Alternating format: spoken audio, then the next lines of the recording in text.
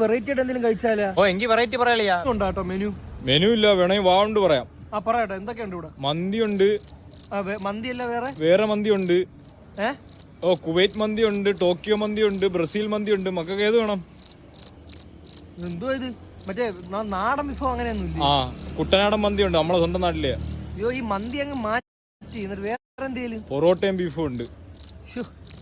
ഈ ബെറോട്ടയും ബീഫും അല്ല വേറെ? കുൽഫാനി കുൽഫി ഉണ്ട്, കൊലാത്തി കുനാത്തി ഉണ്ട്, ജില്ലാടി ഉണ്ട്.